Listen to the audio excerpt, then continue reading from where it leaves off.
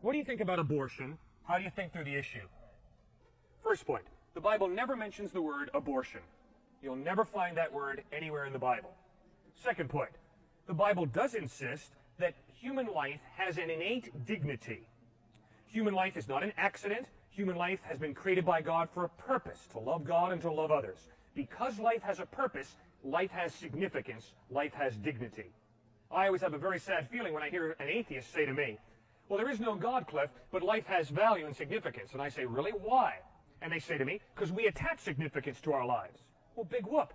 If I stand out here and say, I am the greatest, I am the greatest, if I attach that I am the greatest to myself, so what? It doesn't make me the greatest. And just because I attach significance to my life or to your life doesn't in reality give me significance. If in reality you're a hunk of primordial slime evolved to a higher order, then that's what you are.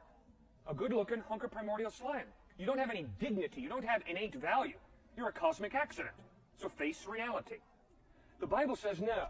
Jesus insists you're not a hunk of primordial slime evolved to a higher order. You're a human being created by God for a purpose. That is why every human being has an innate value and dignity. That is why murder is wrong. And one of the 10 Commandments is, thou shalt not murder. Now, then obviously the question becomes, is abortion murder, or is abortion simply removing excess skin from a woman's body? If abortion is removing excess skin from a woman's body, there's obviously nothing wrong with it. We all remove excess skin from our body on a regular basis. We trim our fingernails, cut our hair. I peel calluses off my feet from playing basketball. So we all remove excess skin from our body, and there's obviously nothing wrong with that. But if abortion is terminating a human life based on inconvenience, based on selfishness, then obviously, and I trust we all would agree, abortion is murder. It's wrong. So obviously that forces us to work through the issue, when does human life begin? And that's obviously where people disagree. Now here's how I work through the issue. If a body lying on a bed in an intensive care unit in any major hospital in the United States has brain activity and heartbeat, doctors and nurses are legally, medically, ethically responsible to do everything within their power to sustain that life. Brain activity and heartbeat. Fine. Between 4 to 6 weeks after conception, the, quote, little piece of skin in a woman's womb, unquote, has brain activity and heartbeat. I would hope, just based on that very simple definition of human life as having brain activity and heartbeat, that we would all agree that between 4 to 6 weeks, we're talking about a human life in a woman's womb because of the existence of brain activity and heartbeat. Well, what about before 6 to 8 weeks? Is it simply a hunk of skin, or is it a human life? My thinking is simple. Is there any difference in kind between a 1-minute-old fertilized egg, a 4-week-old fertilized egg, a 4-year-old fertilized egg, a 40-year-old fertilized egg? Answer is simple. No.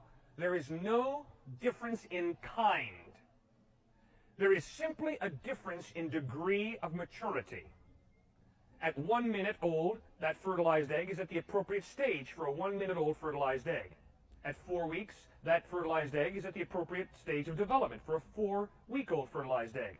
At 4 years of age, that fertilized egg is at the appropriate stage of maturity for a 4-year-old fertilized egg, and the same for 40-year-old fertilized egg. 100 times out of 100, that fertilized egg passes down a woman's birth canal as a human being, never as an alligator, never as a chicken, never as a bull or a cow. 100 times out of 100 as a human life. That is why I stand strongly against abortion, because I'm convinced that's a human life that we're dealing with. But in the same breath that I stand against abortion, I have to stand for adoption.